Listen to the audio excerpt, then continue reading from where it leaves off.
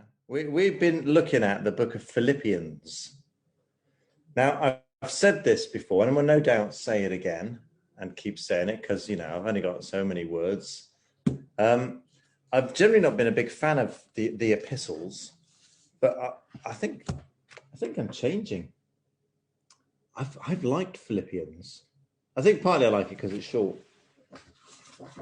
But yeah, it's been good. So we've reached the end of the book of Philippians. It didn't take long. It is only 4 chapters, and we did it like a chapter a week. So that kind of helps. So how does the letter finish? I'm assuming you can remember how it started. If not, do visit the Bible Project on the Facebook and look at their summary of the book of Philippians. It's very good. But how does it finish? How does this letter to this church in Philippi finish? I guess the word is exhortation. That is a word, exhortation. I'm going to read it. I'm not sure which translation I'm going to use. I might try, actually I might go for a more traditional one. Here we are. Philippians is one of those books. It's quite small, so if you don't know where it is exactly in the Bible, so I put the bookmark in just to make me look like I know what I'm doing. Here's how it finishes, right? My brothers and sisters, this is how you should stand firm in the Lord's strength. I love you and I long for you. Dear friends, you are my joy and my crown. What a great way to end a letter, isn't it, to someone? You are my joy and my crown. Paul, who wrote the letter, genuinely loves this church. Not that he's got favourites, obviously, but this is a letter that's filled with encouragement and hope and a joy. And what it is to find a church that you could say that how dear you are to me, one of the other translations puts, how proud I am of you. The church in Philippi was doing well. It had grown, it was generous, it was caring, it was supportive. You know what? It was working. That's what churches are meant to be like. And that is a challenge to us, I guess, in the church today, isn't it? How many churches do we know that are dysfunctional or selfish or self-obsessed? Are we?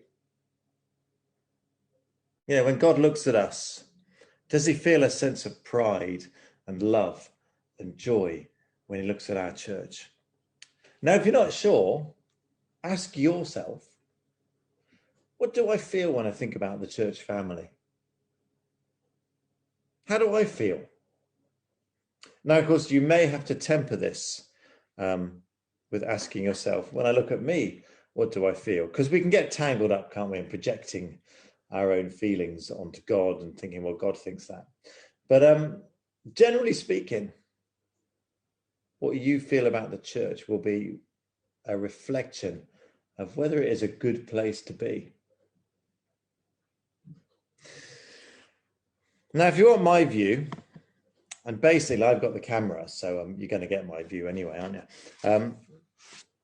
If you want my view, I think God looks at our church with love and pride. I think there is a sense of joy when God sees our church. Now, we could just leave it there then, couldn't we? God thinks we're pretty good. Cheers, everyone.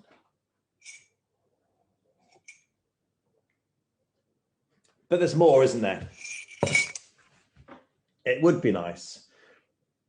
But that's a bit kind of black and white, isn't it? Say, God looks at us and he goes, you're all right. Because he does. But life isn't that simple. And if we want to grow and mature in our faith, we need to nurture a nuanced faith that can hold things in tensions. God isn't either joyful or angry, just as we are rarely either happy or sad. It's a bit more complicated, isn't it? Our faith, our God knows that humans aren't simply good or bad, brilliant or rubbish, faithful or lost. We can often be all of these things at the same time. And it's a lie, really, to say, well, if you're not this, then you're that, because it's not that simple. So says Paul, I think you're great. But here's some things you can do in order to stay firm. Here's some advice. And what is it? Some of you may already know what his advice is. He says, in order to stay true to what you are and who you are, stop arguing. And to make it worse, he names the people that are arguing. Let's read it. Here's what I'm asking Euodia and Syntyche to do. I want them to agree with each other because they belong to the Lord. My true companion, here's what I ask you to do. Help those women. They've served at my side. They've helped me spread the good news. So have Clement and the rest of those who work together with me. Their names are all written in the book of life. So Paul was saying, look, you're doing really well.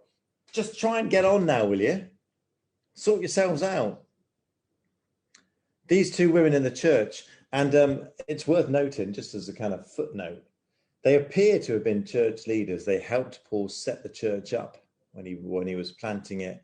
And they're obviously significant. Their disagreement, whatever it was having an impact on the church. They were important people. So those of you, not that anyone in our church feels this way, but people with a very patriarchal view of the early church will actually read between the lines. Anyway, but Paul says, try and agree. Try and work it out. And so these two weren't necessarily awkward people in the church that are arguing. They were pillars of the church. Kind of should have known better, I guess. So, but it's kind of reassuring, isn't it? This lovely, warm church also had tensions. They were human. We are human. We don't have to feel we failed or are failing. Nor do we feel nor should we feel that we have to cover it up and smile and say how lovely everything is when it's not. We can say that this is going well, but there are these, we need to sort this out. Be honest. See, God doesn't want these plastic churches where everyone is always smiling and we say, there's nothing to see here. We always just get along. We never argue. Everyone's great. We can be a successful, warm, loving church and also disagree or even fall out. And this is partly because what we are about is more important than whether we get on or not. My love for Jesus and your love for Jesus is far more important than my love for you. No offense, but that's the bottom line. Following Jesus is more important than us agreeing on things. And if we can agree on that, if we can agree on, I mean, you might want to have a theological element as well, that Jesus is the Son of God, salvation and all that. You might want to say, well, there's that sort of detail. But if we can agree on that, being a disciple of Jesus is more important than exactly agreeing on how we live that out. We'll be all right. Because we will learn then to live alongside one another. We'll learn to see what we have in common. We will learn to live graciously with people who are different to us or annoying to us or we feel have wronged us. Because our life with Christ is more important than that stuff. And in 50 years' time, it won't matter. But God still will.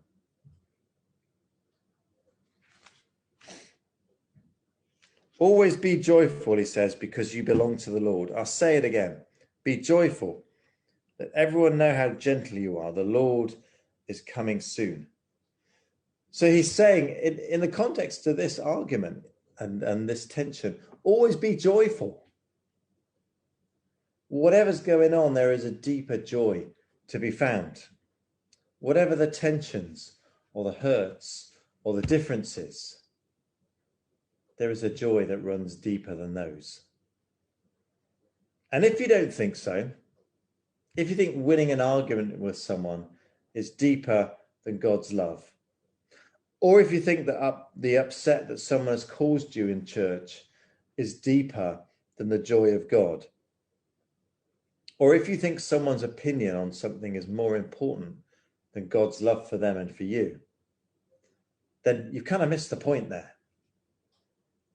If you look at the way what Jesus taught and who Jesus talked to and what he said to them, all of that boils down not to exactly what you do and what you think. It's about whether you're serving God and God's kingdom. Whatever is going on, we can rejoice in God's love and goodness. Whatever is going on, look beyond it. See the eternal. That doesn't mean things won't stress us out, but it helps us see them as temporal, as passing, as we'll get over this. And how do we do this? This is where I like it. It's all right saying to people, isn't it, why don't you just get along? And if you've had kids, you'll know that feeling. Why can't you just get on? And then you think, well, I don't know how you do that, because people are annoying. People do upset and hurt me. I do get impatient with people. How do we get along even when we disagree? Without kind of just faking it or shoving it under the rug and hoping things are all right. Well, Paul says, this is how you do it, he says, show a gentle attitude towards everyone. Don't agree with them, but be gentle towards them. Because our attitude to people is important. Very often, people reflect back what they see in us. And we will see the world as we see ourselves. We will see others like a mirror. I think it's a kind of outworking of that biblical, you reap what you sow. If I'm angry and ungracious to people around me, they will mirror that back, and I will find the world is as hateful and as angry as I expected it to be. To get on with people we disagree with, we simply have to be gentle with them. And we might find there's a gentleness in the world, not everywhere. So don't be critical of them. Don't be cynical of them. Don't delight in their downfall, which is difficult when you see Dominic Cummings talking about the government. But don't delight in their downfall. Be gentle. But I guess this is why we need Jesus, isn't it? This is why we need salvation, to break that cycle where I'm hurting, so I hurt someone else, and then they hurt me back, and then I kick someone else, and so it goes round and round and round. How do we break that cycle? Be gentle with others. Show a gentle attitude to others, and you'll find there is a gentleness in the world. Not everywhere, and not everyone, but we will learn to see it. And this is a deep truth. I can't scientifically prove it, and an algorithm couldn't sort it out, but it is true. And to add to that truth, here's the reason why we should be gentle with one another. It's because the Lord is coming soon. And he's not coming to judge us or to tell us off for being nasty, but because the Lord is coming soon, we have some perspective on it. In the presence of Jesus, do these things really matter? These upsets and these grudges that we nurture. If Jesus was in the room, would we still nurture them? Now interpret that how you will, because let's be honest, it's been 2,000 years so far. But when Jesus returns, or when we see Jesus face to face and we get that perspective, what will be important? That someone said something stupid or thoughtless to us, or that we loved. If we get this perspective and this angle of God's peace, if we get this perspective, then God's peace, which is far beyond all human understanding, will keep our hearts and minds safe in union with Christ Jesus.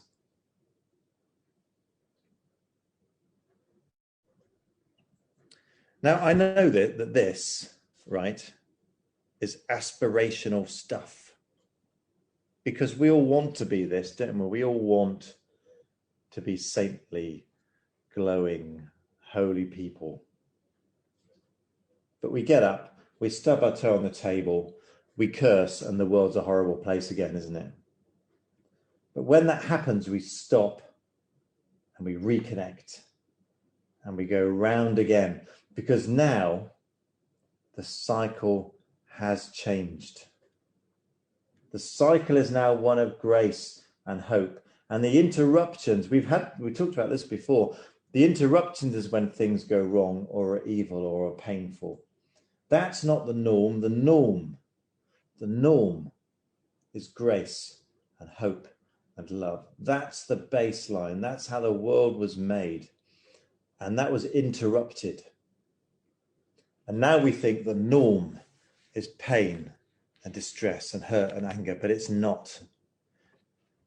And finding salvation is partly about finding that joy. And pain will break in. Hurt will break in. People will upset us. They will just say stupid things to us, or they will take it out on us. And we can choose whether we jump onto their loop or we stay in God's loop.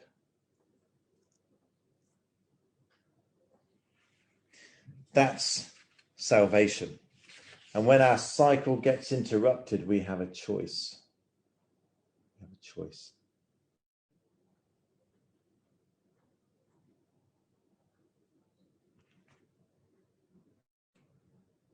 So choose to show a gentle attitude to everyone, including yourself. And so we reach the first conclusion of the book of Philippians. There are two, but I'm going to stop at the first one, because the second one, Paul just says, thanks everyone, you're fab, thanks for the presents. But let's finish with these beautiful words. Philippians 4, verses 8 to 9. And you may not have noticed, but we've actually already read Philippians 4, verses 1 to 7, without even noticing. So here we go. Finally, my brothers and sisters, always think about what is true. Think about what is noble, right, and pure. Think about what is lovely and worthy of respect. If anything is excellent or worthy of praise, think about those kinds of things. Do what you've learned or received or heard from me and follow my example. The God who gives you peace will be with you. What we fill our minds with and our hearts with, that's what fills us and shapes us. So choose carefully what you look at, what you listen to, what you visit, what you say. Now, I know it's played down or just seen as a bit of fun. And I don't want to go all Mary Whitehouse on us, if you remember her. But violent films or music or porn or hate speech or hostile social media, it does influence us. And whatever some people may argue, we know that what we see and listen to affects us. Otherwise, there would be no advertising, would there? We absorb what is around us. And I think Paul is saying, try and fill your life with things that are of light. So delete negative social media. Watch positive films. We're called to absorb things of God's kingdom. Now, I'm not saying never watch a violent film. Never tell a, edgy joke. I'm not saying that at all. But make sure you have a balance. Fill your minds with those things that are good and deserve praise, one of the translations says. Things that are true and noble and right and pure and lovely. And when you do that, you will look at the world and find, despite the violence and the evil, it's also a world full of love and of hope. I love that ending. I'd never really picked that up before. true. We are a people of truth. Avoid things that aren't. When we see things that aren't true come in, avoid them. We can challenge them. But prejudice and racism and lies and distortion. We're called to be a noble people. We are honoured by God, and we are a people of honour and dignity. Don't shout in the street or break off the bent reed. Be someone that can be relied on and trusted. What is right? We're called to do the right thing, call out the wrong, and avoid paths that lead us away from God, away from the light. Do what is right. And be pure. And this isn't some kind of twee, pious purity. This is about honesty and truth and being untainted and unaffected by darkness and evil that dwells within us. It's not a sparkly white robe, although if that helps, you can have one. Purity is like, a good whiskey or a child or a mountaintop or a running stream or your first love. That purity is those things that you just cannot quite describe, but you know what it is. That's what we want. And lovely. Sounds a bit pathetic, doesn't it, in our cynical world? Seek out things that are lovely. Find beauty and joy and celebration and laughter and love. And avoid the ugly and the hateful and the resentful and the dysfunctional and the cheap.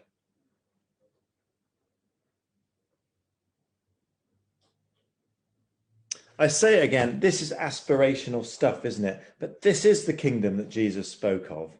This is the kingdom that we dream of. This is the kingdom that we belong to. Let's live as citizens of that kingdom. So fill your minds with those things that are noble and deserve praise, things that are true and noble and right and pure and lovely and honourable. Carve those things into your heart. Be gentle with others. Put into practice, all of us, let's put into practice what we've learnt and received. And the God who gives us peace will be with us. Amen.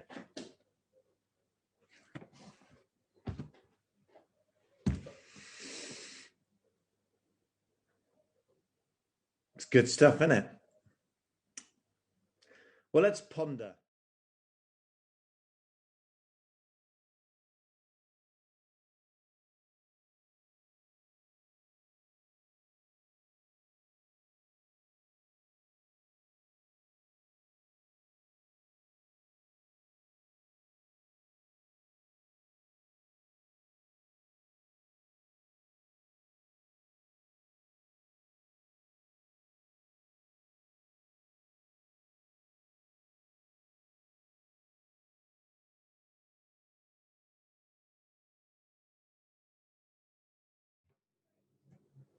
So shall we hear from our deacon, the deacon's hello?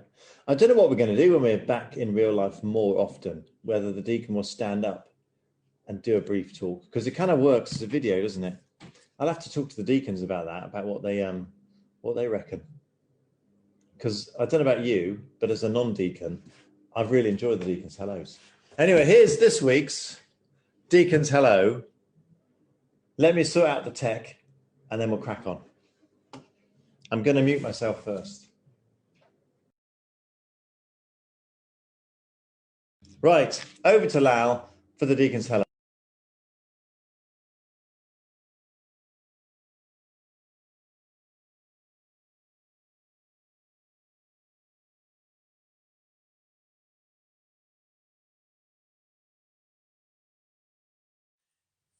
Hello everybody, it's my turn to do the deacon's hello. So I thought today I would talk to you a bit about an article I read in the magazine Baptists Together. This particular article caught my eye mainly because of the title. Why is it a lie to say all lives matter? On first glance this seems rather outrageous because obviously all lives do matter. So I read the article to see why they thought it was a lie. You all know the horrifying events that happened on May the 25th last year when a policeman knelt on George Floyd's neck and suffocated him. This event triggered a wave of protest and brought the issue of racism to the forefront of the political agenda. Black Lives Matter organisation developed, and the sight of footballers kneeling down on one knee before matches in protest against racism and in memory of George Floyd became quite a common sight. The phrase Black Lives Matter became an important statement, especially because in many parts of the world, black lives don't seem to matter. People who decided to be clever and say, but all lives matter, were missing the point, because what was needed was not pseudo-inclusive cliches, but solidarity with black people whose bodies and souls are still blighted by racism. Saying all lives matter is a diversion from what is really happening at this time. The inadequacy of seemingly inclusive statements can be seen by an analogy. If I was attending my granddad's funeral and somebody said, well, I'm sorry about your granddad, but everybody's granddad dies, it would be very insensitive. After the Manchester bombing in May 2017, the tagline, "We stand with Manchester," was shared widely. It would have been very upsetting for the people of Manchester if everybody had then said, well, we stand by every city.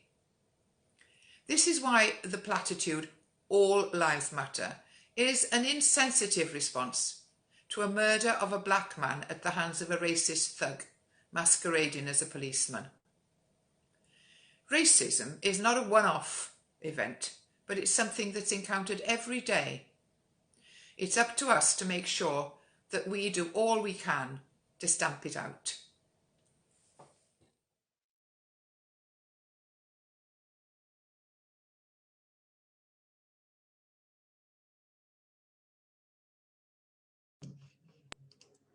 Thanks, Lau.